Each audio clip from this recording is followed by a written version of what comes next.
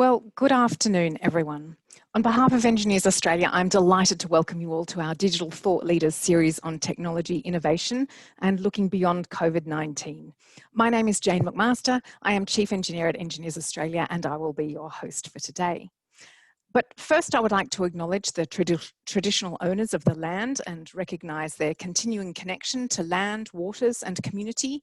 We pay our respects to their cultures and to their elders past, present and emerging.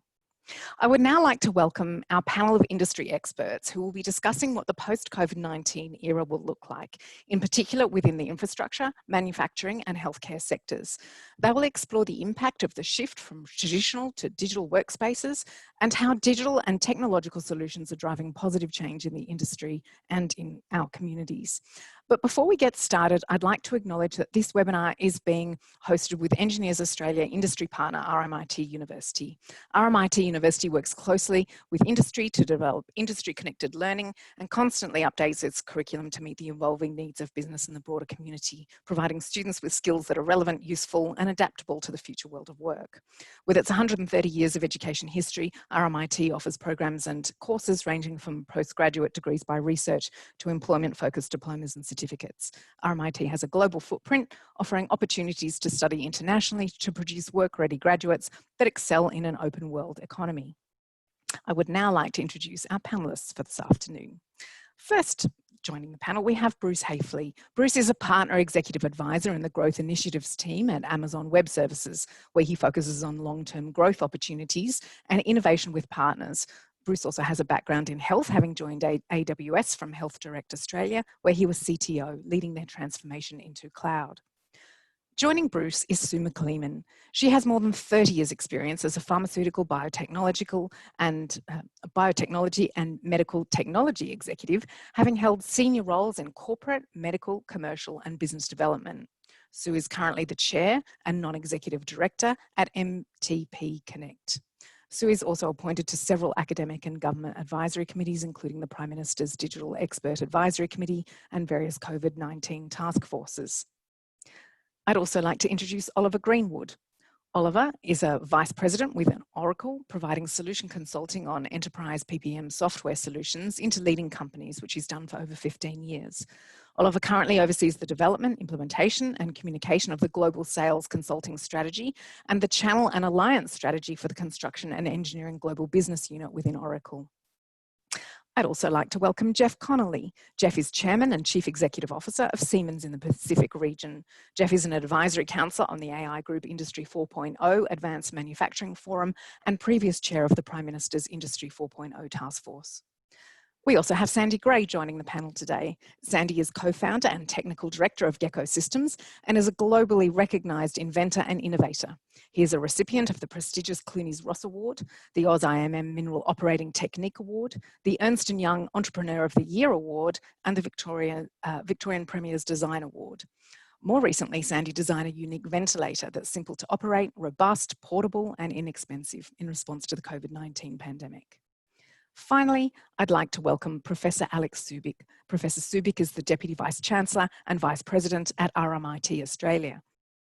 Over the past 5 years, Professor Subic has led a number of Industry 4.0 strategies and initiatives nationally and internationally through his roles on the Prime Minister's Industry 4.0 Task Force, the Australian Advanced Manufacturing Council Leaders Group, as Chair and Co-Chair on the Australian Industry Group AIG Industry Committees, and as a leader of the National Industry 4.0 Test Labs Network. Please give our panel a warm virtual welcome. So we'll start our panel discussion today with some questions. We'll make sure that there's time at the end for the audience to submit some questions too, but for now we have some set questions. So our first question, which I'll open up to all our panel members is, in the last 6 months, we have moved rapidly from traditional working setups to remote working modes and learning. What are the main changes you have seen in regard to your customers and staff? Is there anyone who'd like to open up a discussion here? Jane, I can go first if you'd like. Thanks, Oliver. So from talking first about Oracle, obviously a technology company, it's been a really interesting experience, and it's going to echo just about everybody watching, if they're in their homes today or in their working environments. I mean, we initially From a technology side, it's slightly easier. Commercial part of the business could easily work from home.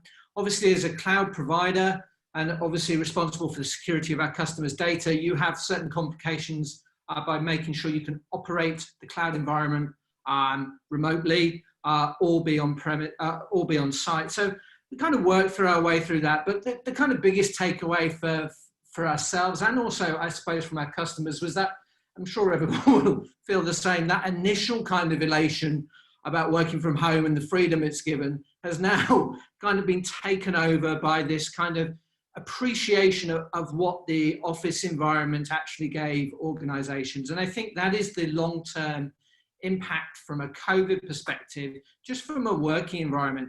Initially, there was this huge move in the industries, regardless of where we're at, to, home work is the new normal, etc. But I think what has happened over time is this appreciation of what office life can give to companies. I think it will not be the same when many of us get back. I'm Melbourne based at the moment, so have no idea when I'm going back to the office, but the kind of when we do get there, it will be different. But I've heard a lot in the news, and many of us have over recent months, that the death of commercial real estate, etc. I absolutely disagree with that, but I think we come out of it the other side quite changed. I think meeting space, collaboration areas, and how we work as businesses have fundamentally changed forever based off our COVID experience. Thanks, Oliver. Yes, I think that initial elation, your description of the initial elation followed quickly by sort of recognition of reality is probably something that's shared by many. Are there any other panel members who would like to comment? Yes. Sue. Oh, sorry.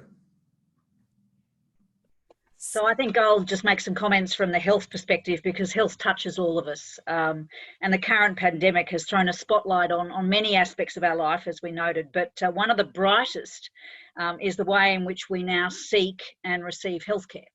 And after ongoing debate for years on whether or not to roll out and reimburse telehealth on a broad scale, policymakers and care providers have now embraced virtual consultations as a way to protect both health providers but also citizens from infection. But when we consider our ideal post-COVID reality, telehealth is only going to be just one tip of the iceberg of the sorts of vibrant, world-class technology enabling healthcare systems we can put in place. So while I've had my entire team off since mid-February, I called it early, I guess, because I work in the health area. And, a lot of my team, although they're national, are based here in our head office in Melbourne. And they're really feeling it, from the young couple in a 2-bedroom apartment with twin 3-year-olds trying to juggle 2 careers, right through to just the complexity of delivering the service that we do across the sector, the medtech, pharma and biotech sector. So look, it has been challenging, but I don't think we are going back to the way it was. I think there are enormous opportunities that have been identified. And these are the sorts of, don't waste a good pandemic. I think we need to get in there and think about the sort of environment we want to live in moving forward and actually take some of those opportunities that are presented. Thanks, Sue. Anyone else? Yeah, I've got a comment which, so I agree with all of the previous comments, but I think the one that's for us probably been the most concerning is that a major part of our business is exporting and exporting technology. And so, one of the things that just shut down immediately was our ability to get to the customers and get to their sites and to be able to commission properly. So I guess the technology side of it that's really coming to the fore is remote commissioning style, remote training, any of that digital stuff. I mean, I think we'll see that we definitely won't be flying around the world like we were in the past. But it is of significant concern to us to be able to look after international clients if we're going to be working in the world and manufacturing digital automation, any advanced technologies that we can build in this country and ship overseas. We've just got to learn to work differently and work with our customers in a different way. Yes, thanks, Sandy. Yes, certainly the case studies I've seen on remote commissioning have been incredibly impressive. It's amazing what we could do in such a short time frame. Any other comments before we move on to our next question? And I might offer a few comments from the education sector. Thanks, Alex. I mean, as you know, that is probably one of the sectors that has been disrupted the most during this time, you know, and there would be no other way of delivering education and training and learning and teaching experience without the digital innovation or without going remote. So we've done that at scale and pace, which really surprised me. But what also surprised me in recent times is the many reports and surveys that are showing a much greater acceptance by students and staff of the new way of working. And I agree with my colleagues who mentioned that we will come out of this very different and that nothing will be the same. And I might leave it at that, whereby the learnings, you know, from these very, very difficult times have also produced some positives and some innovation that will take further going post-COVID. Thanks, Alex. Yes, it'll be interesting to see where the discussion takes us and what we think the new normal is panning out to look like. Our next question is about construction and infrastructure, and these are seen as important sectors to drive the economic recovery. But there's a sense that we need to avoid what's referred to as the profitless trends of the past. How can this be done? And how can we help digitise the supply chains and progress towards some standards in technology platforms? Oliver Greenwood, may I ask you to answer this question in the first instance? I'll have a go. Listen, we're all aware, certainly in construction and engineering, that one of the ways post-COVID to kind of inject capital into the economy is obviously through infrastructure spend. And that you can't open a paper nowadays without talking about how that will be distributed, both from a federal and from a state perspective. But you can't, one of the kind of, it's like a dirty word in construction, but it shouldn't be. You can't, just having an infrastructure spend per se, given the margins that the businesses currently work on, effectively, it doesn't matter how big the spend is, if nobody's making money, and that word that kind of comes up is profit within both general contracting, subcontracting, especially in construction, unless there is a way to increase margins so that these companies can then invest both in skills and in more projects, in technology, etc. The thing kind of, it needs to ratchet that piece of it. I suppose one of the things that technology helps with is that there is increasing complexity, and COVID has not unfortunately helped that. Construction is not a state-based business. It's construction here is an Australian-based business. And what I mean by that is that much as the point that was made from Sandy around the kind of export, you know, a lot of firms come together. These supply chains that established through construction and engineering are impacted by the various degrees of border control that are now in place, or maybe in place for several months ahead and forever changing.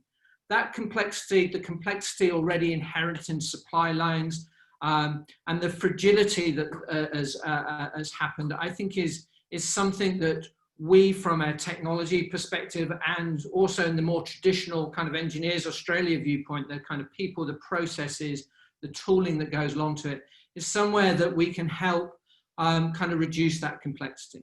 So what I mean by that, and the way I think about it often is, you know, it's one thing just plowing money from an infrastructure spend, but we have to be better at how that is distributed, how we can provide greater confidence in the industry so that there is profit for these organizations, so they continue to invest. And that helps throughout the whole of the economy. I mean, to the point around education, by bringing in new grads and skilled workers, as we will talk into construction and engineering, that can only come through investment. So I think there's many of these things are interlinked.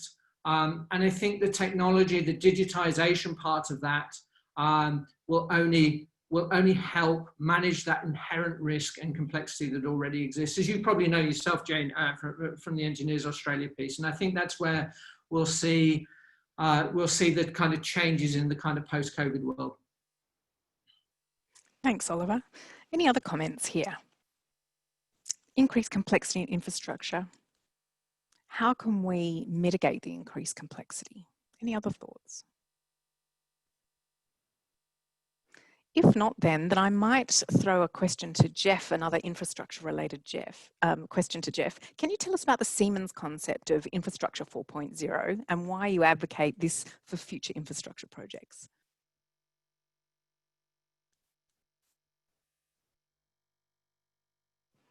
Oh, Jeff, you're on mute.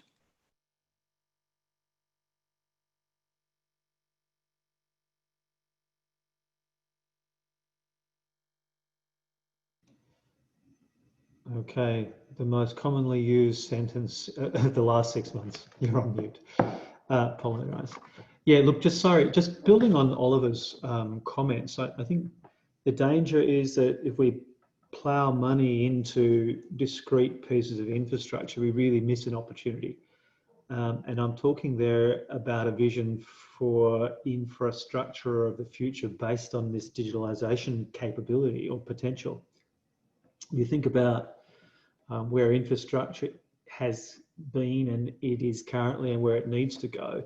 You know, we moved from bricks and steel infrastructure. We had semi-automated infrastructure, discrete pieces. We get trains are starting to emerge, transport with driverless things, semi-automated. And if you really want to invest into the future of infrastructure and remembering the pandemic has just given us an idea of what disruption can cause. Think cyber, think all those other risks that are now out there for pieces of infrastructure. How do you really have an integrated infrastructure system that has the ability for real-time correction? How does one mode talk to the next mode? If the electrical system is down or the road system or the train system, how do you divert? How do you remanage what's going on in the society infrastructure? And that last piece is what we would call infrastructure 4.0. And really what we're trying to do is make sure, and what I would encourage government to do is laying down infrastructure at the moment, it needs to be done with a view that ultimately those pieces of infrastructure need to be interconnected. Thanks, Jeff. And what do you think how do we start doing that? Is it a system design question? Is it a question of more planning? What are the elements involved in bringing that vision about? Not dissimilar to the work we've been doing on Industry 4.0. If you think Industry 4.0 was at least conceived that there is an industrial revolution coming based on digitalisation, which will change most people's work, and it stemmed from a factory, discrete manufacturing. The same concept applies to process environments.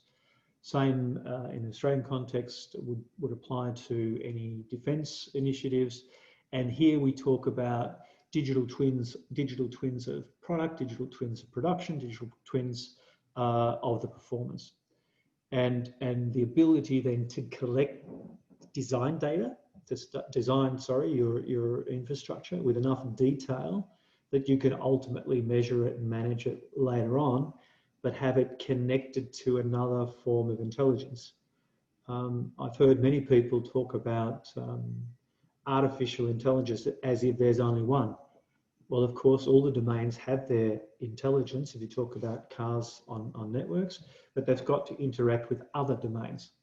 And so the artificial intelligence of one needs to talk to the other. And that is around that vision, and then starting building all the enabling pieces that get you there. And of course, we would always say that you need sensors, you need to capture massive amounts of data, and then be able to actually write the sorts of applications where we get to the stage that we automate automation.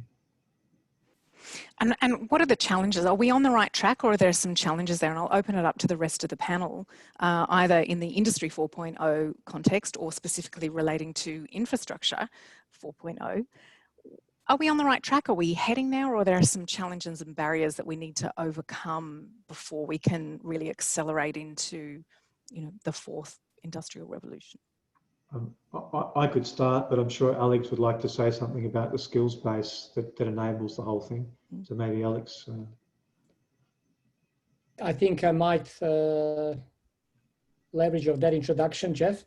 And I think that the issue around what are the drivers and what are the obstacles, Jane, whether that be infrastructure sector or whether it be healthcare sector and so on, it really centers around skills and skills gap. And we're talking about workforce transformation at scale and at pace.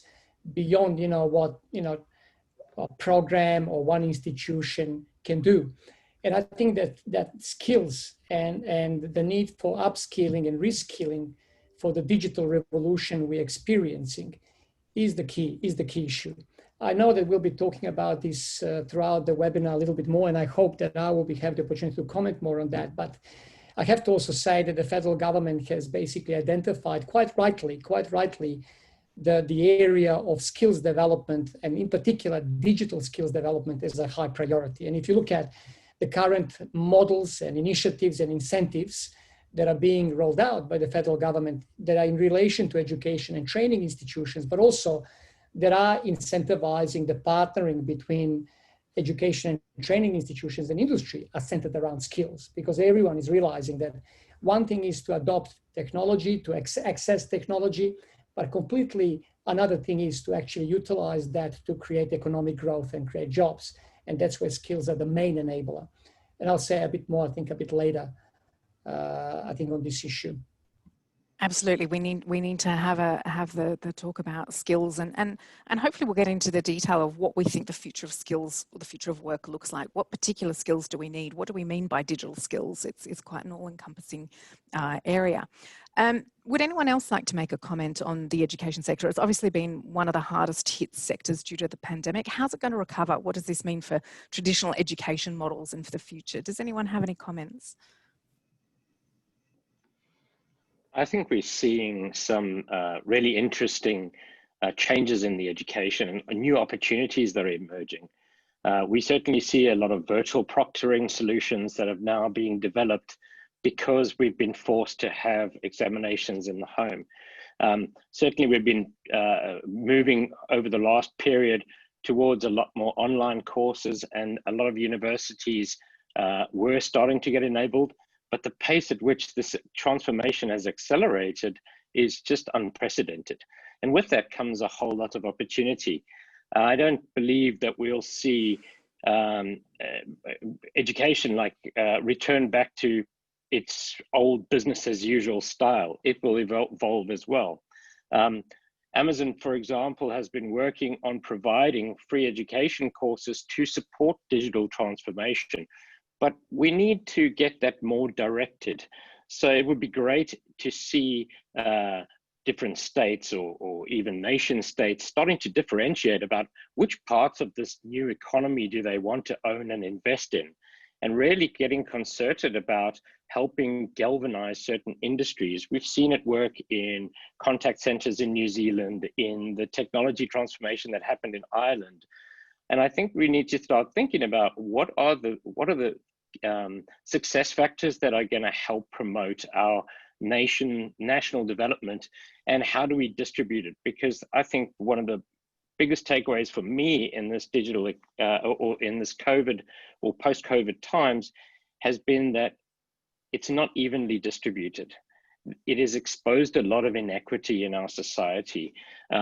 You just have to look at where the job losses have hit hardest have been in where people earn least. We're looking at, we talk a lot about infrastructure and construction as being the industries we need to target, but those industries have traditionally not had a lot of female representation. So do we start introducing gender inequality by targeting those industries? I think there's a lot of debate we need to have as a nation about what is going to make a difference and how we make sure that we start addressing some of the challenges of inequity as well. Jane, Thanks. Yes. Jane, it's Jeff. Just to maybe, if you allow me, just to add a touch to that. If you believe that we're going through a revolution, fourth industrial revolution, industry and post-secondary education collaboration is a key point.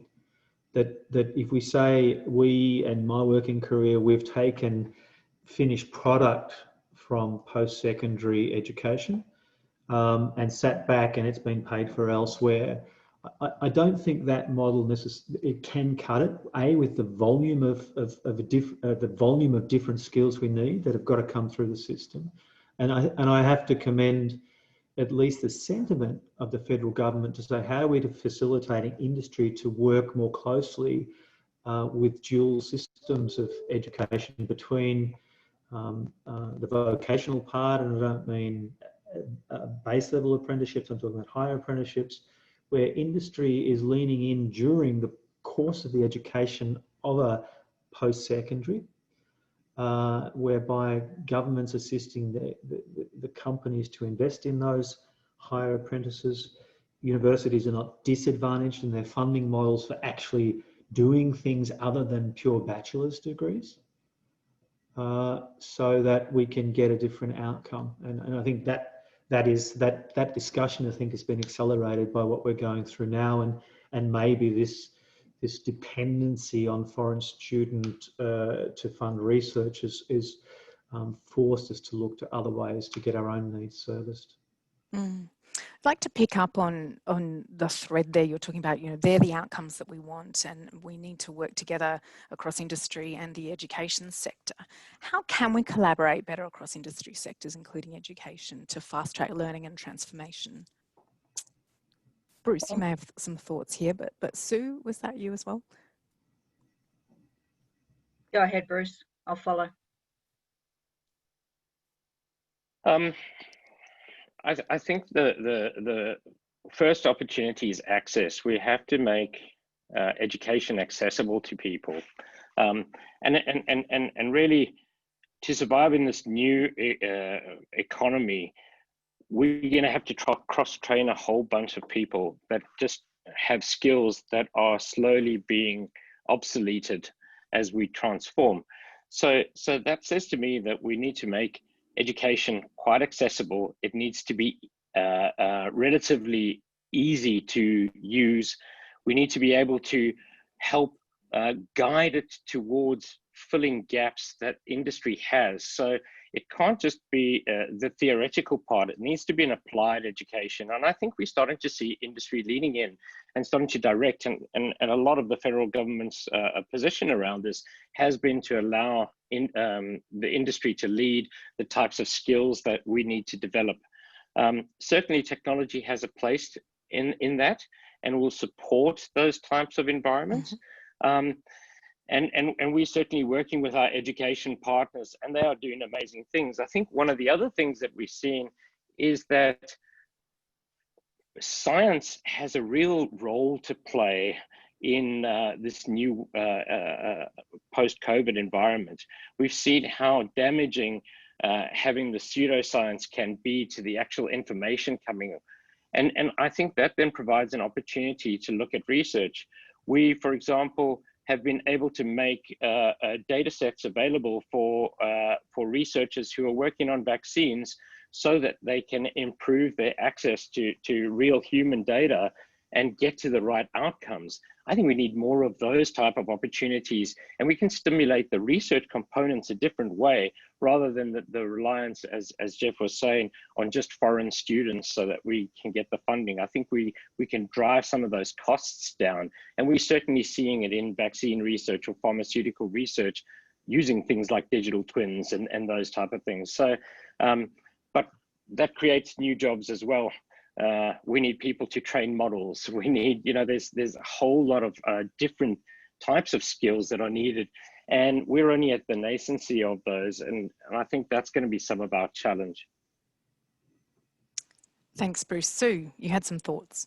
Yeah, I thought it was good, that we saw the government's digital business plan come out, and that was supporting strategic investments in digital technologies, but also skills and infrastructure, and also finding those digital solutions to reduce regulatory burden on businesses, and also to try and showcase to SMEs the advantage of utilising some of those digital tools, and partnering not only with academic researchers but also larger businesses to really understand how that they can become more productive and competitive when they take on a more digital focus.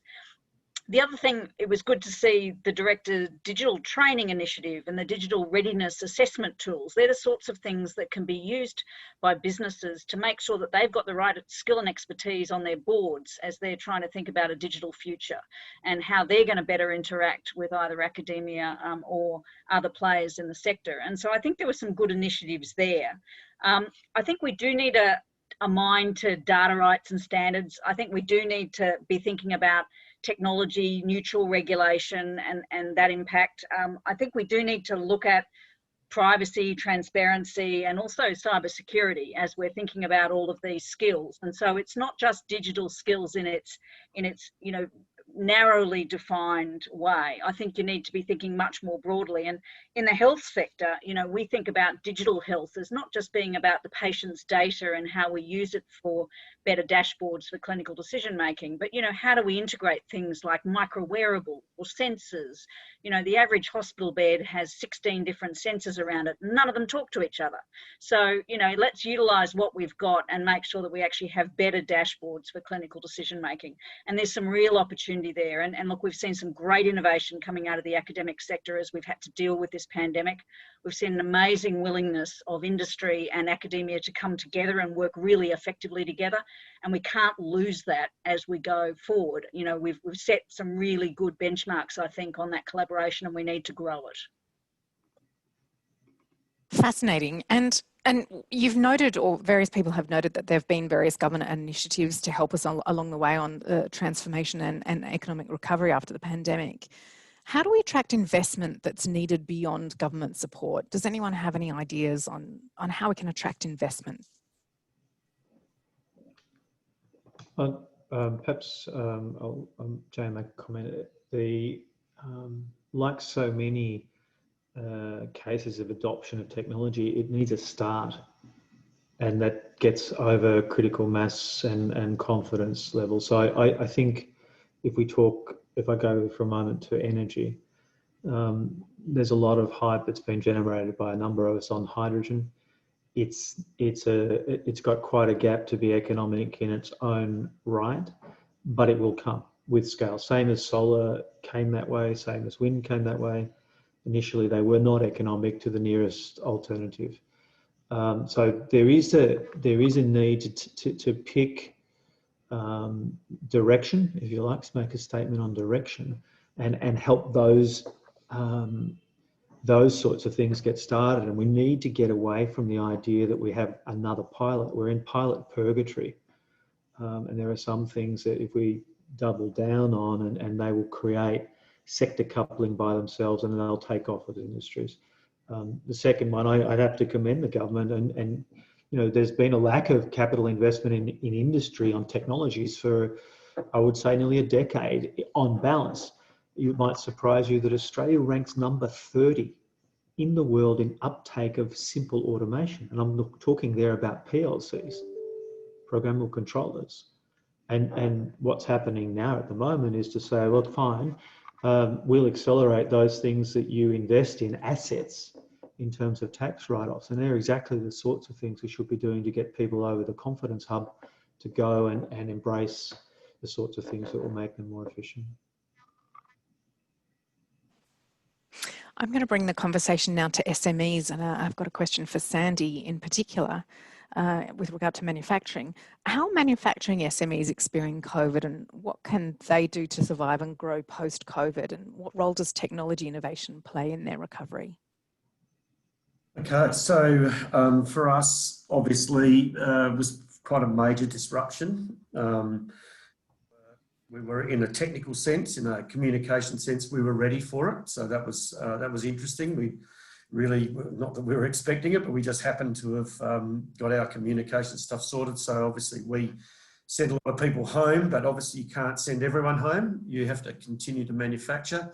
So we split shifts and did all those types of things to keep everyone safe. I think, we've seen that some people enjoy it and some don't. So, that's something we'll be sorting out over the near future as to who's going to come back and who's going to stay away, or how much we're going to be in the office. But other SMEs that I know of have fared reasonably well. I think SMEs by their very nature are quite flexible and able to adjust. So we've been able to move with the times a little bit. And in our case, we did do a bit of a pivot, and we took on a ventilator project, which was a fantastic thing for our organisation. So we developed a ventilator from scratch, and obviously that really helped boost the morale amongst the troops. I think when people talk about pivoting, people sort of got this feeling that the whole organisation has to swing to something else. You know, suddenly you're going in a completely different direction. But in our case, we found we only needed to pull maybe 5% of our people to that, to look at doing something differently. And I think that made a huge difference.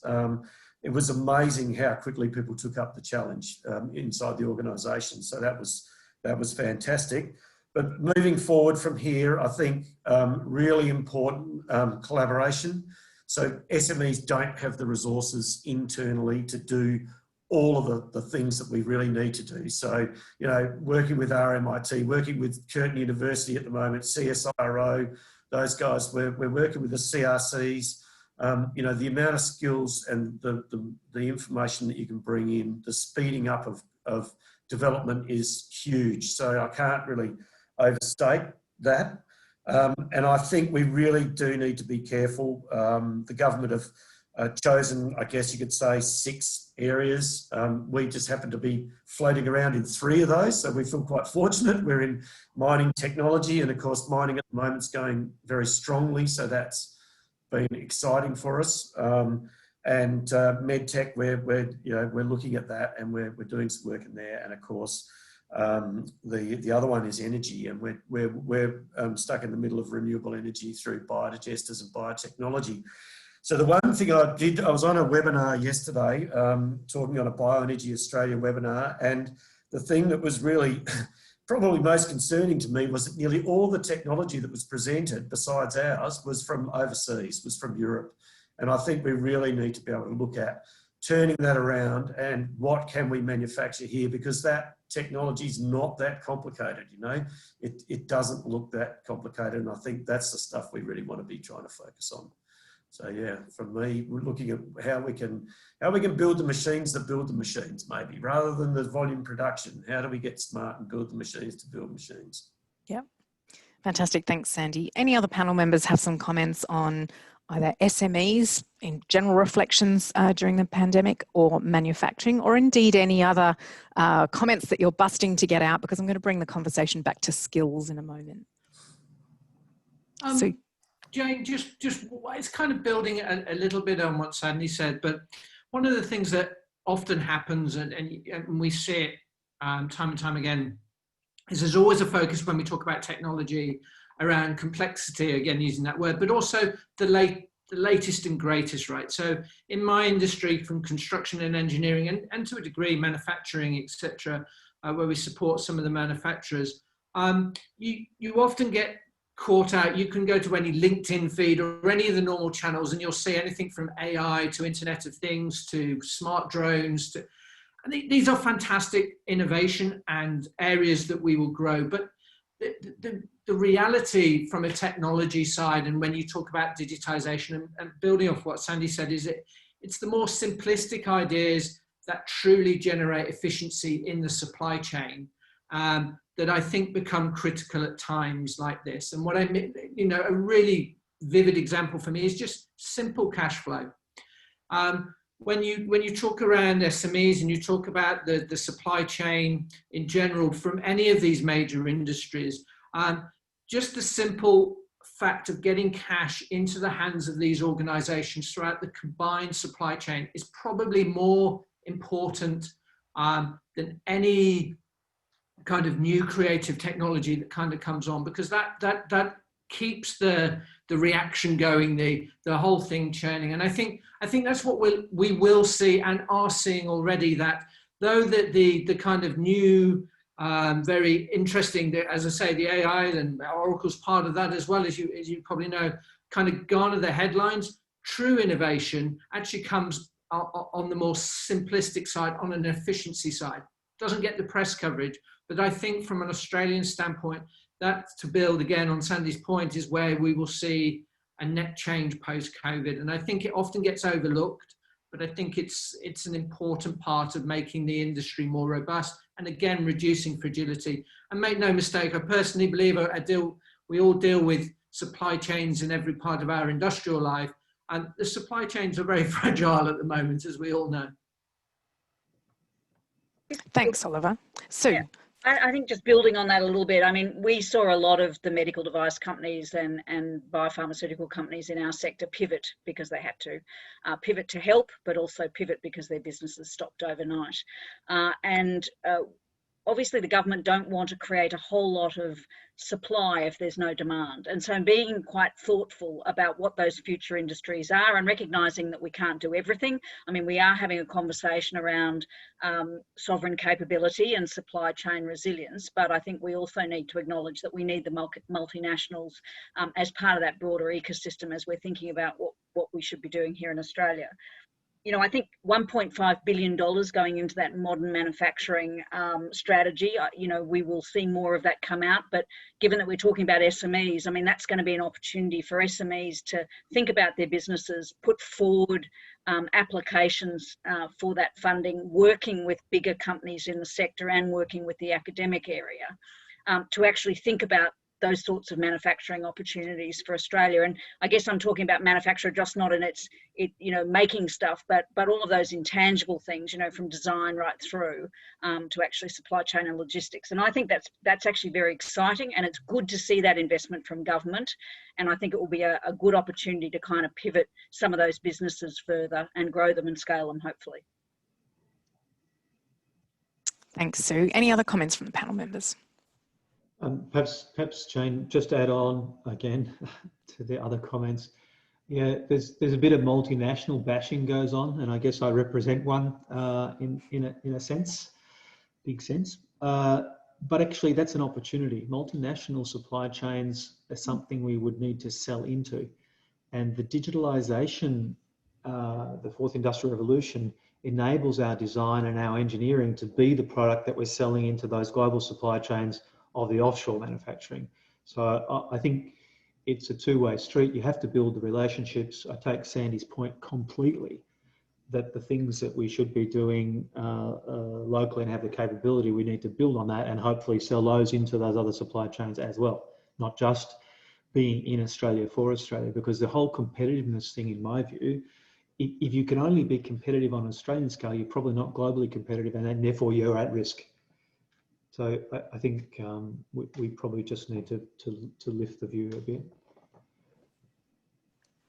Thanks, Jeff. Any other comments?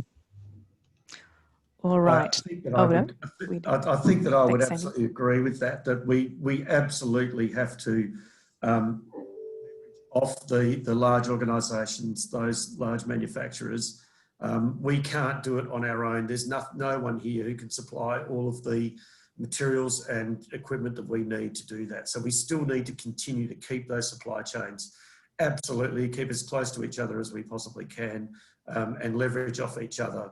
It's absolutely essential. So I'd agree with Jeff completely there. Yeah. Wonderful. All right. Well, let's turn the conversation back to skills. I think this is probably an area that everyone has a view on. Recently published economic reports cite that increasingly employers are moving away from people who are degree qualified but have different skill sets. What does this mean for the university sector and industry in the future, with skills being the critical enabler of change? And by way of example, someone's already mentioned Google, but the likes of Amazon and Microsoft in the US and Siemens in Germany are developing their own accredited and certified programs. Alex, I'm sure you have some views on this, but then we can open it up to the other panel members as well. I think that it links well with some of my opening remarks, that skills are really critical to the next stage post-COVID, how we go about development and economic growth in an era of rapidly changing technologies, where, you know, technological advances are now measured in months, not years, and that means that the dynamic nature of skills attainment and changing skills is also on steroids compared to what it was in the past. This statement around employers are looking at skills rather than degrees. I read this in a way where not about not wanting graduates with degrees, but really focusing primarily on the skills they have and are they job ready, rather than merely whether they have a particular degree in a particular area. And I think that's I think a change we're seeing globally. And during COVID in particular, many employers have actually honed in on their recruitment practices to actually focus on skills.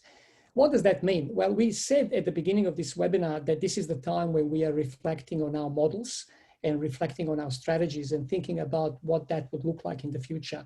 Well, indeed, we are actually, I think, reflecting on what our educational models and strategies are for the future. You may, identify with this, Jane, that, traditionally, traditional university models were looking at the role of higher education as primarily creation of knowledge and dissemination of knowledge. And higher education was looking at skills as something that TAFEs do. That is fundamentally turned upside down. And it's a very passé view of the world of work. What we will be seeing, and we are seeing right now with some of the more enlightened or altruistic, university models of education, is that we are focusing on translation of knowledge into skills. And this is what the whole domain, the whole strategy is about. How do you translate knowledge into skills? And that doesn't just come by default. A few years back, government was quite rightly encouraging and incentivizing universities to look at research from the point of view of the impact research outcomes produce. I think what we are now looking at is also of paramount importance, a new shift towards looking at creation of new knowledge and how that new knowledge leads to new skills that industry needs, but not just industry of today, but that industry needs in the future to grow and to adapt quickly and to scale up so that our SMEs become medium companies and our medium companies become maybe one day global OEMs. I think that's the dial. I'd like to put forward also that model, shift model of focusing on skills and developing truly job-ready graduates cannot be done by education and training institutions alone. And industry and business, as Jeff mentioned, must be active players and active stakeholders involved not only at the end of the conveyor belt, but actually in the co-design and co-delivery of the programs. One example that I can offer you, which kind of reflects on what I'm saying, is that one program that over the last 2 years has been funded by the Minister Dentian, that Siemens, Jeff, myself, Australian Industry Group, and a group of universities, one in each state, have put together in order to have a pilot associate degree in diploma in digital technology and technology industry 4.0, completely aligned in curriculum, co-designed with industry. Siemens, backed by an industrial digitalisation grant with leading commercial industrial software platforms. Australian Industry Group, bringing the feedback from industry, the input and the industry networks, institutions, education, universities, developing the content and bringing the academic structure, academic integrity and quality and pedagogy in this development. That model of co-designing a pilot national program and rolling it out in the same consistent manner in each state via each hub in each state that we called Industry 4.0 test labs and hubs is really one way we've achieved that scale up of that model beyond the pilot scale. And I think that offers one example how it will be done. There are obviously many other examples how that paradigm and that philosophy can be built in going forward. And that's all about that work integrated learning and taking seriously, what job ready graduate means. And it doesn't really represent anymore, just a slogan, but it becomes real, yeah? I'm so glad that was a perfect segue to the point that I was going to raise, which is the idea of sort of unpacking what we mean by job ready and what we mean by the skills that we need now, the 21st century skills. Is it as simple as saying digital skills? Is it only digital skills that we need? And we have such a great group of people on this panel, all from industry or the education sector. Which of you are able to unpack what we mean by job ready? What does job ready mean for you? And what skills are you looking for in your workforce? I can talk to, sorry, go Jeff. Look, just briefly, I have been on a number of committees, federal committees, exploring the same topic, and it's interrelated with this industry-university collaboration desire. But there was a CEO of a prime defence supplier who made a comment at the opening meeting that it can't be that after a 4-year engineering degree, they need another 3 years to make the person job ready. And what they're actually saying is during the course of the undergraduate degree, this domain knowledge that's required to operate, and in this particular case, I'm talking the digital tools, the digital environment, engineering collaboration tools, the simulation tools, the design basis that enables a digital twin, as we've said before, are the sorts of things that people need to get immersed in during the education process. That it's not a discrete learning of conceptual stuff, but we really need to build in the practical stuff. And it's this swinging between traditional education classroom and back into the practical environment, where the Europeans have been doing that for some 500 years. And we've only done it in Australia, I think, at the what were used to be called blue collar skills. But that extension out and to say, well, what environment can we envisage they're going to be working in as automation takes place finally in Australia? Thanks, Jeff. Jane, I'm sure there are other comments.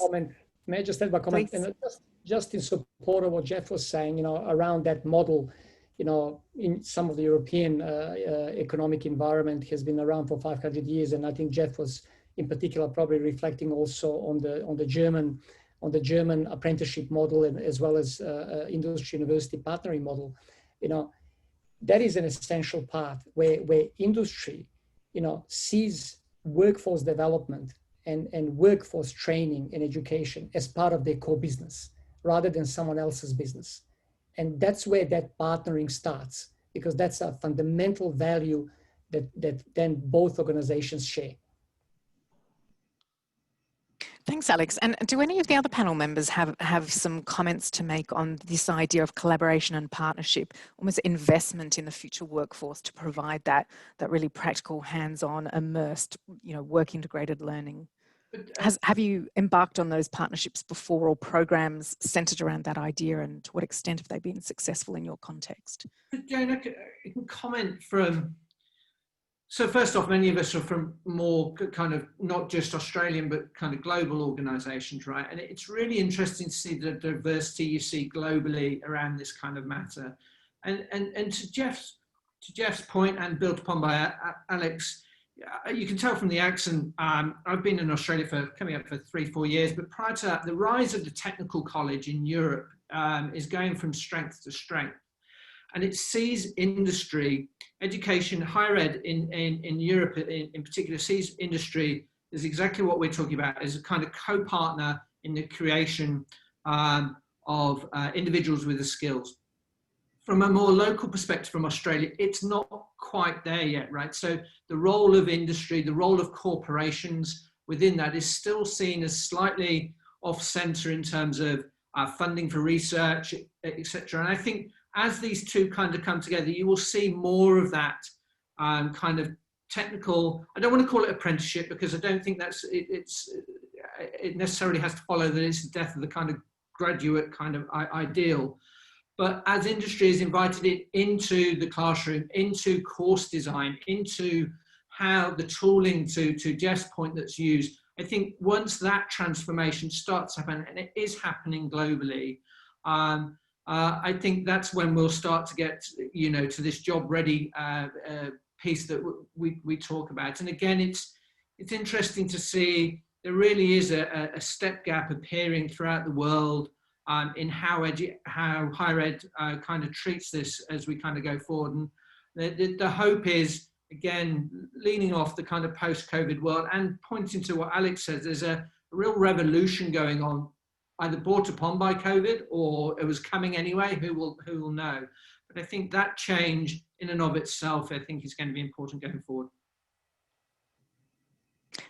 Thanks, Oliver. Any final questions? And then it would be remiss of us not to address cybersecurity. So we'll have a quick question on that before we move to audience questions. But any other?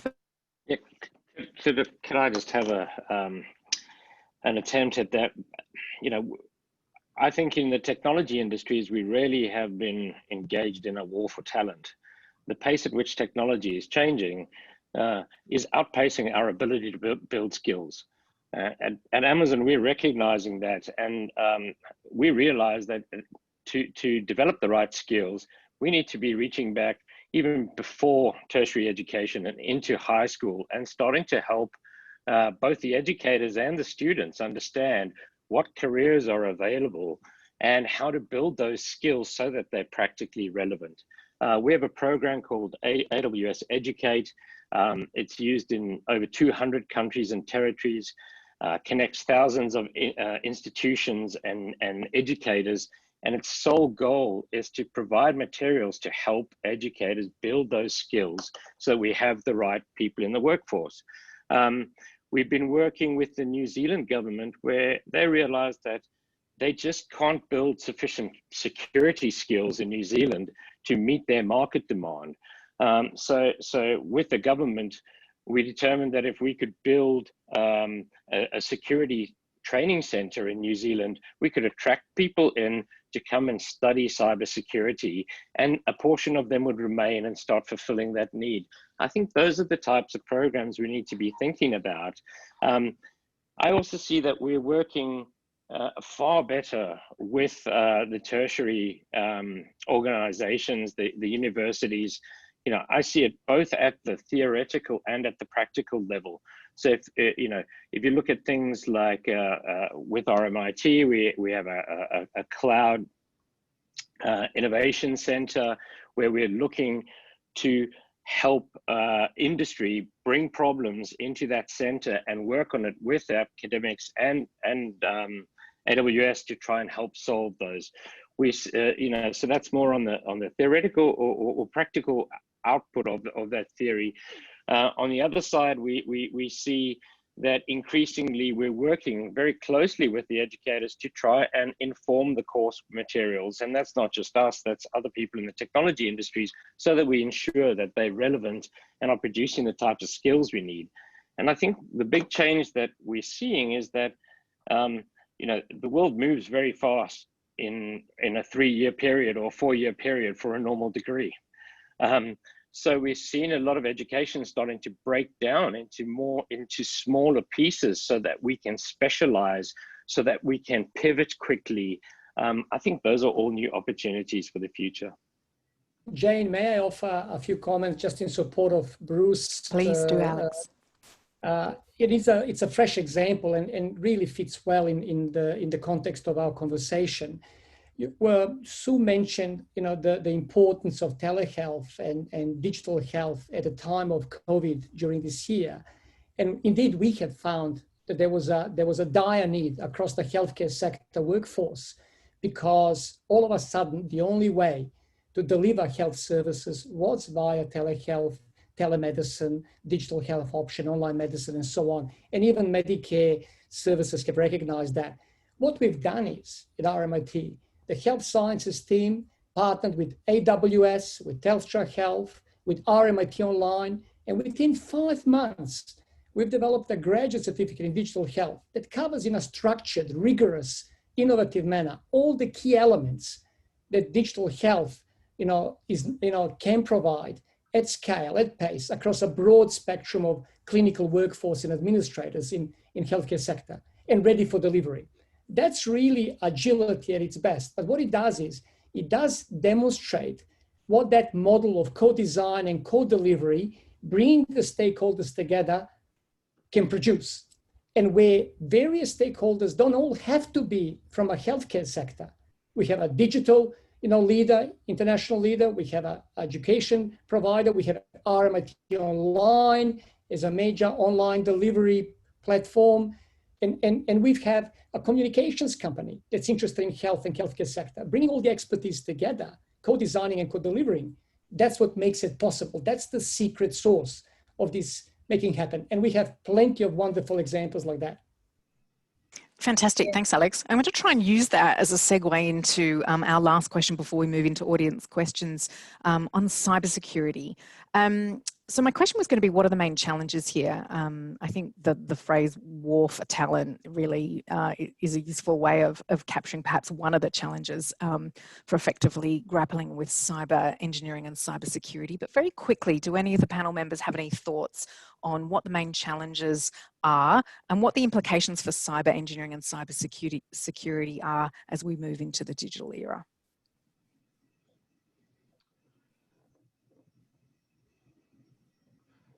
I'll have a go at that one first. Thanks, Bruce. So yes, look, I think one of the aspects of cybersecurity is it moves really quickly. We are connecting more and more devices. Our technology is becoming more and more critical to our basic needs. Everything is underpinned by it, and every part of that is susceptible to vulnerabilities. That makes the task of cybersecurity people extraordinarily difficult. You know, an attacker only has to find one exploit, but the defenders have to defend against all exploits. And I think, you know, one of the interesting things around cyber is it is a challenging domain, and because it's touching so many parts of our lives, it's exponentially requiring more and more skill. And so it's getting away from us a little bit. We're trying to find smarter solutions to it now. We're using a lot more artificial intelligence applied into those domains, because you can imagine, you know, we now have so much data that is being generated about what's happening. To correlate it and examine it and respond to all of those potential problems is becoming more and more difficult. So I think we're starting to change our approach and look at how do we get better at classifying and identifying typical types of problems? How do we automate responses? So it's an exciting field that's starting to develop quite quickly. And I think that means that there's a lot of scope for people to join that field. But it also means that there's a big gap for us to educate into it because it's such a higher order function now. And as you say, fast changing. Sandy. I can approach it just from a slightly different angle, and that is where I believe it's going to slow down the ability for us to really work with our clients because they're concerned that we won't be able to secure their data. So there's a lot that we're working on at the moment in terms of automation, remote technology, remote control, you know, digital twin, whatever you want to call it.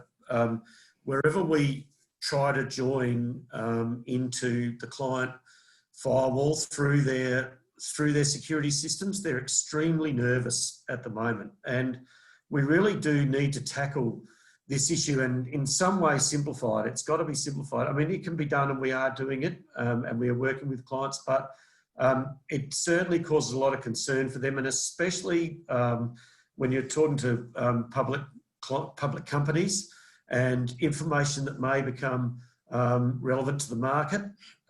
So they're very nervous about that. And this, I think, really could potentially slow us up in our capabilities. So we really need people to try and work our way through this. And it's a very, very complex situation and very complicated ways of getting around it and from our own perspective as well. We also don't want to be the point of leakage. You know, we don't, it's not that we blame them, it's that we know that our systems are good enough that we can be trusted. So it's something that holds us back.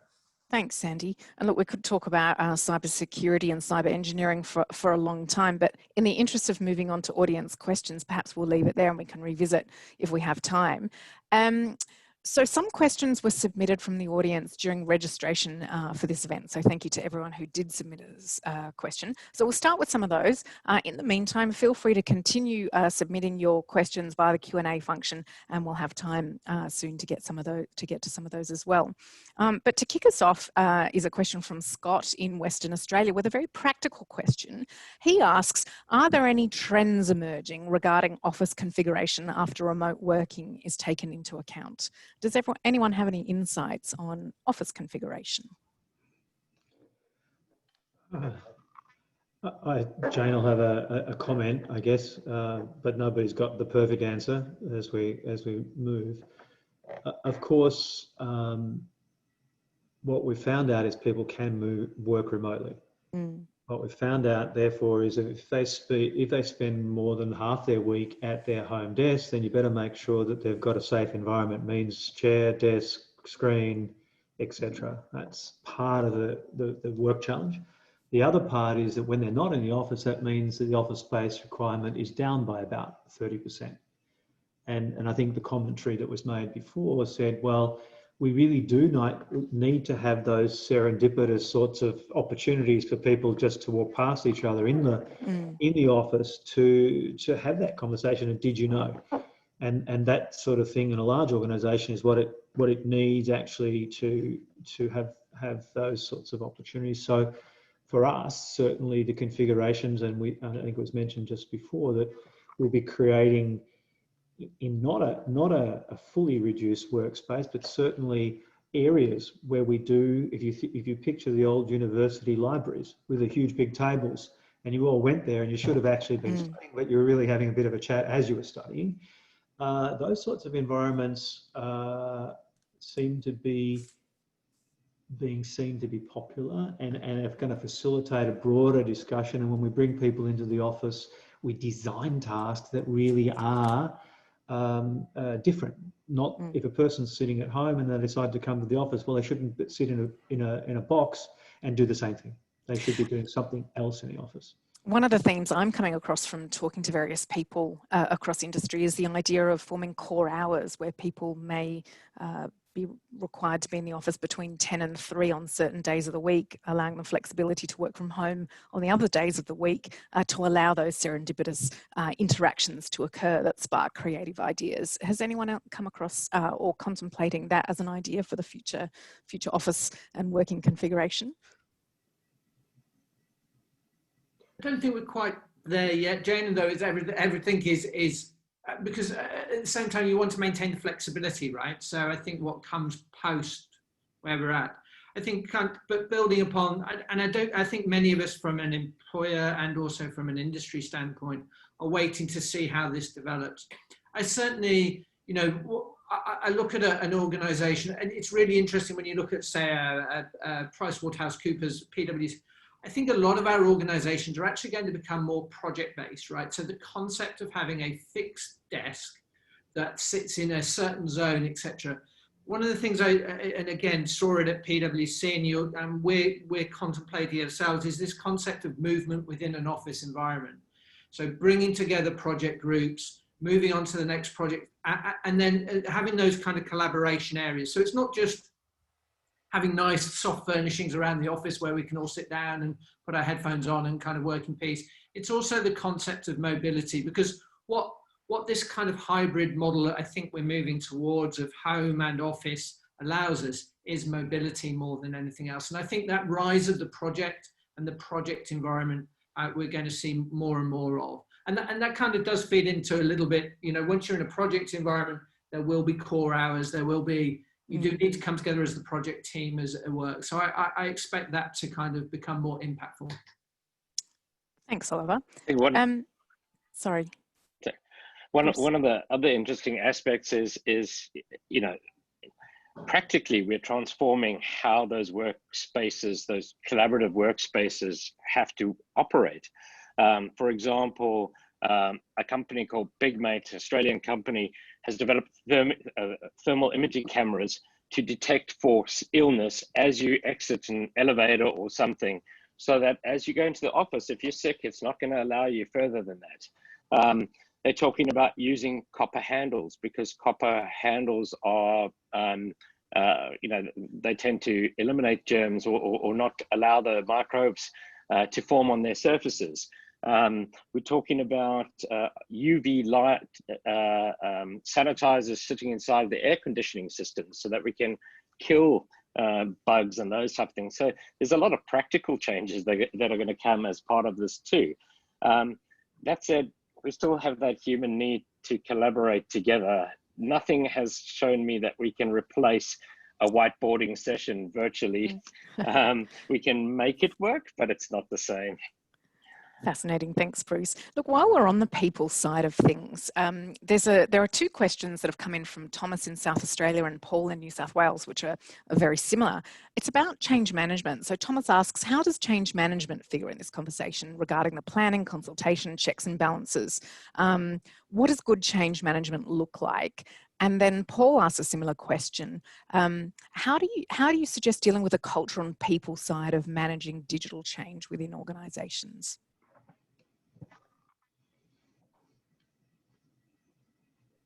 It's an interesting question, isn't it? Change management. How can we manage digital change, change management in general during this period of very fast adaptation?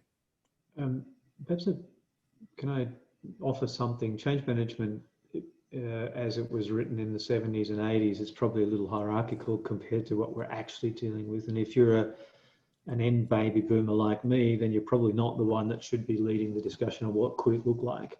So this idea that nodes or groups of people need to be defining their own way of working, and that the role of the more senior or people that have the overarching responsibility is to guide the nodes in a similar direction, but to let them much more freely operate. And that, to some extent, Jane, coming back to the office or not, at what level do you decide which day everybody comes in? Certainly not the whole organisation on the same day, because then you need the same space. So you've got to take it down to a level, and then the question is, are they functional levels or not? And my tendency is to say that they're going to be functionally solved in terms of change management, and it won't be top-down hierarchical decision-making.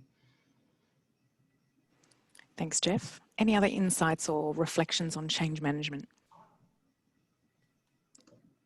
I think there's been more books written around change management in the last 800 years than any other subject in business academia. So I'm not going to profess to answer that one in one sense. But again, building on the point, I think the previous definition, when we talk about change and change management, especially within a workplace, it is no longer just a simple case that you have to have these kind of organizational plans and communication plans and, you know, the whole kind of 70s who's moved my cheese kind of nonsense that kind of, well, not nonsense, but went on. I think absolutely, to Jeff's point, there is a degree where things happen organically within an organization, which we've talked about today.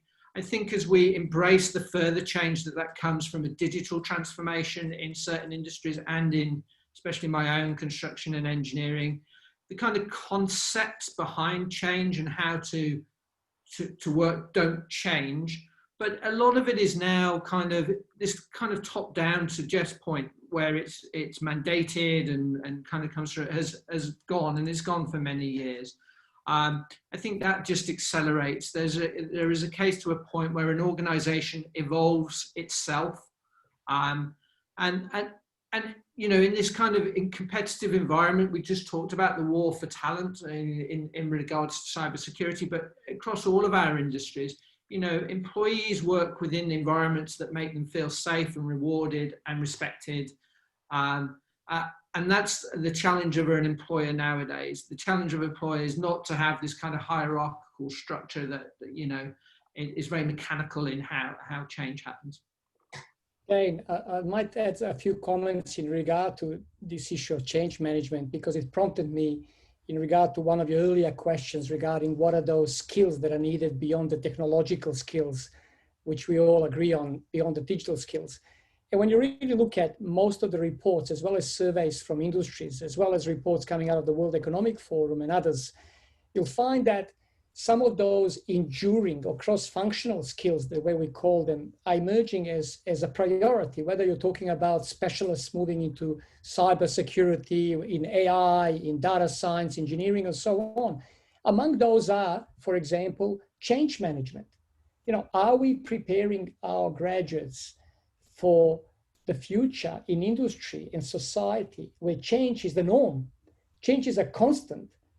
Where they are resilient and looking for opportunities during change, rather than disrupted and shattered by change, and exhausted and frustrated and having anxieties because of change. We are moving into a global economical ecosystem and societal system where change is the norm because of the dynamic nature of technological change, of market changes, skill changes, and so on.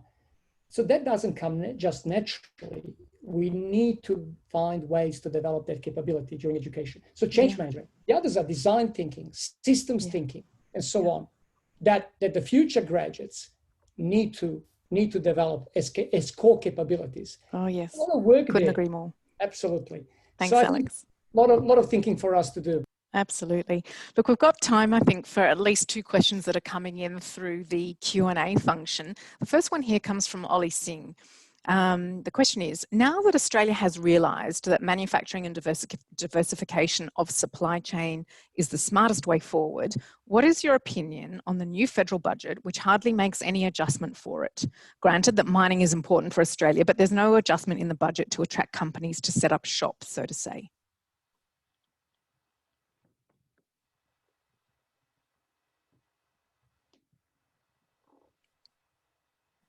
I think that the intention at the moment is the focus for the next 12 months will be on internal capability, because our ability to bring other people in at the moment for the next foreseeable future, for the next budget period, is going to be extremely difficult, I think. I don't see us opening, we're not even opening our state borders, let alone opening up our international borders.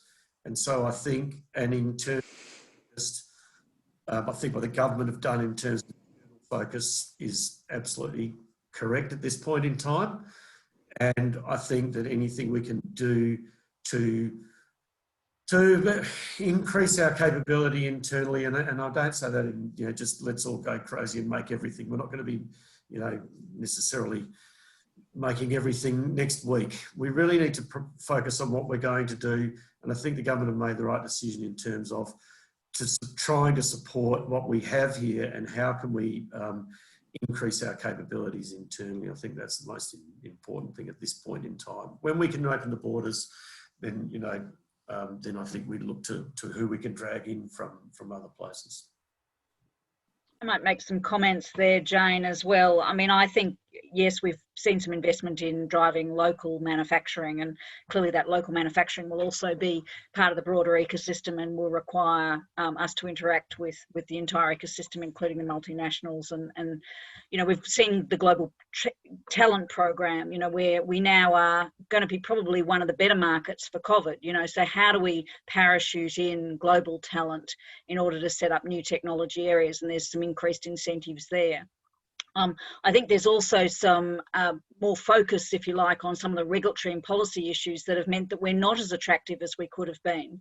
And I think that we are seeing a bit of a pivot there to say, well, if you can scale a digital technology, a digital therapeutic from Australia, because the geographical challenges are fewer, then what do we need to do to enable that in terms of the right regulatory frameworks, the adaptive regulation, if you like, the investment structures under which we do that, and also how we surround those good ideas, that research and translation and commercialisation, either from our academic institutions or our SMEs, and partner those for those, to unlock that value globally. So I actually think that there are some initiatives in there that will start a conversation and show Australia that there is value in that broader advanced manufacturing piece. And I think when we can show we've got a return on investment on that, and that there is not only academic and government push, but commercial and market pull, then I think that we will be in a much better position to attract additional investment, skills and expertise to really drive those new industries. Okay, thanks very much, Sue. The next question comes from Ya Pang. The question is, hi team. As the topics circle around post-COVID progression, there's obviously a focus on education and the dependency we have on it to move forward. How do we solve this issue of university and TAFEs are struggling to keep staff and facilities together in the current condition? I'm sure Alex will have something here, but I just wanted to put one comment in there. We're talking a lot about graduates and being job ready, but remember, we're going to have to pivot workforces and we're going to have to micro-credential. I think about the 50-year-old GP who is trying to digitalise his practice so that he can deliver better healthcare. you know, where are the skilled programs, the education programs to allow them to do that? And I know they're there, and you know, it was a great example that Alex used before in the health setting. But we can do more to pivot workforces and make them more job ready for the future, not just our graduates. Absolutely right, Sue. And since you kind of called out Jane, I might add a few comments. You know, and it really goes hand in hand with some of the comments we made, all of us made, about the essential need for partnering between universities and TAFEs and industry, whereby if we do have strategic, deep and broad partnerships between education institutions and industry and business, then you don't really need to replicate everything on your campus. You can be strategic, you can be focused, selective, but also because you're exposing students to work integrated learning and placements and sandwich programs and cadetships to industry and business. You know, they have then the best of both worlds. You know, so that partnering, you know, through co-design and co-delivery that I mentioned is critical going forward. And you have to be innovative because, you know, we are not living in an environment that is characterized by abundance of resources. We have to be smart, we have to be innovative. SMEs, all SMEs will tell us that they have to innovate because they are working in an environment that's not characterized by abundance of resources. So, you know, it's some of that thinking and that open-mindedness to working together and finding new models, I think, is what's needed. And as I said earlier, I'm really, really encouraged by the new funding models, incentives, directions that we've seen coming out of the government that supports that approach, because that is the way to go. And I think I've always been an optimist and a techno-optimist, I used to say, and I think that we're seeing this innovative ecosystem, you know, becoming agile and being prepared for innovation. And I think that's the characteristic of the Australian economy. I think we are much more innovative and agile than sometimes we give ourselves credit. Perhaps Jane, an observation. I've worked heavily with Swinburne, where Alex was, and it struck me that is a model where you actually have a TAFE inside an institution that's post-secondary, who also go on and do associate diplomas, undergraduate and research. And in many other of the cases, there's a separation between TAFE and university, as somehow we artificially compartmentalise them. And the challenge, I think, is not to see post-secondary as anything other than a series. And I like the word micro-credentialing. We've been using it for a decade, but we actually haven't, and maybe Engineers Australia could help to push that furrow. We haven't really lived that. We still chase bachelor degrees instead of looking for the credential themselves. What is it we've actually got? And there are some models, and I think there'll be a natural consolidation of post-secondary, Alex. So inevitable because of the funding constraints. Yeah, I think so. Micro-credentials, as Sue mentioned and Jeff mentioned, is something that will be much more strategically approached at scale. But also, you know, I've lived and worked, you know, most of my career in universities that are dual sector universities. RMIT is a dual sector university previously. Swinburne is a dual sector university. I'm a great believer in that continuum and connectedness and not separating them. And I think going forward, the continuum of education and training that's based on the continuum of skills will be much more important than organizational separation and functional separation. Yes, thanks, Alex. And look, micro-credentials pops up in probably every second conversation I'm having at the moment too. And I'm going to leave you with one question. There's no time for the answer, but I'm going to ask it anyway and leave it as food for thought for our audience and panelists alike. But we have run out of time for the answers. And the question comes from Albert. He says, I've been doing online learning since pre-pandemic, even though the main delivery was face-to-face. Nowadays, I'm learning via edX, i.e. micro-credentials. How is the triple bottom line, economic, social and environmental, how can that be fulfilled with this ongoing disruptive technology in Australia? Can the electricity used to do online learning be greener, and can Australia compete? It's a really interesting question, one for us all to think about. But we're nearly out of time, but we do have time to ask our panelists for one final closing remark, a sentence or two that sums up the one insight you'd like to leave our audience with today. So Bruce, am I able to start with you? Sure. I would suggest that the takeaway is don't waste a crisis.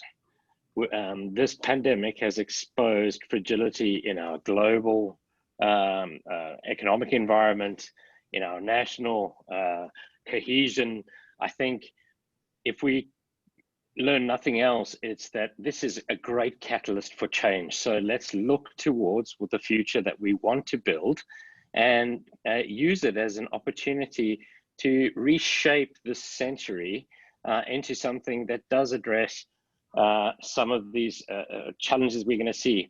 And that includes things like climate change. It includes how we're going to deal with the recession. It includes equity and inclusion. So I think that would be my takeaway. Thanks, Bruce. Sue. So from my perspective, I agree, don't waste a good pandemic, but I also would say, let's look at the opportunities that cross disciplines. Some of the most exciting things in new technology areas are happening at that cross-discipline level. And as we're thinking about getting our workforces back and that more project focus, you know, let's not lose bringing in that cross-discipline to ensure that we're actually, you know, getting better decision making and better products and better services for Australia and the world. That probably brings in that idea of co-design that we've been speaking a lot as well. Jeff. Thanks. I'd leave you with a commentary that digitalisation is a double-edged sword. If we do it, we can compete and participate on a global level. If we don't do it, we'll almost certainly have a decreasing relevance to the global economy and our own. And that, like we experienced in the energy debate in Australia, to have a debate of such a thing within the absence of engineering, I think creates a lot of distraction. So I'd hope that Engineers Australia leads the charge in those, particularly the digitalisation discussion in the country. Great, thanks, Jeff. Sandy. Yes, look, I think that this is a great opportunity for us. I think there's a great opportunity for youth. I think that there's a reskilling and a change. We've seen the young people coming through our organisation just fantastic. I don't think we've just had a great time with the young people, and their training has been excellent. I think that this opens up a whole new world of the way to work. I think the ability to work remotely and what we've seen in being able to work remotely is just a great thing. We don't have to jump on jets to fly all over the world. We can do way more than we knew we could. And I guess the other one for me is collaboration. I just think this opens up a whole world of collaboration where we need each other. We definitely need each other, and we need to be able to work together to come up with, you know, 1 and 1 makes 3. So yeah. This is the best platform to bounce at that, to start that happening. So that's my thoughts, I think. Thanks, Sandy. Oliver. I haven't got much more to add in the sense that, yes, it's a massive period of change. I think the opportunity is there for Australian and Australian industry to take advantage of it. As Jeff's pointed out, the downside is if we snap back to where we were, the world will start to pass us by, which will be a shame. And then building on what Sandy said, I think the change in behaviour, the change that is coming is both beneficial to our kind of well-being as in employees and as the workforce, but also from an environmental perspective. And that comment especially around, just look what we've done for an hour and a half, right? We've sat on a Zoom call, which has been a fantastic thing. None of us have increased our carbon footprint apart from some of the hot air that I've been spewing. So I think there is true opportunity, and I'm a very much glass half full about the opportunity that lies ahead. Thanks very much, Oliver. And last but not least, Alex. I'm just listening with real excitement because I share so many common views with our colleagues on the panel. But I might summarize maybe just 3 key things that I see are critical drivers for the future that we really need to embrace at scale and pace. One is digitalisation, and that's across sectors, across disciplines, and I'm very much in agreement with Sue. The future is across disciplines and across sectors and blurring the boundaries. And the second one is skill development. And the third one is really collaboration, as Sandy placed. Digitalisation, skills, and collaboration. I think that they are three major enablers and fundamental pillars of our future models. Thank you. Thanks very much, Alex. Yes, collaboration has definitely emerged as a theme across all panelists, I think. Well, thank you, everyone. That has been a fascinating hour and a half where we've covered a lot of ground, answered some questions and raised some others. It is no doubt a complex, uncertain future full of challenges and opportunities. But that's all we have time for today. So thank you, a huge thank you to all our panelists for their time and insights they shared this afternoon. And a special thank you too to our industry partner, RMIT, for making today's webinar possible. Remember that this webinar will be available on YouTube after the event. If you missed some of the discussion or you'd like to revisit it, or perhaps you'd like it to recommend it to friends or colleagues. The recording of this webinar will be uploaded to YouTube tomorrow morning, and all registrants will receive the link from Engineers Australia once it's uploaded. So on that note, thank you for joining us, and we hope to see you at our next webinar. Thanks.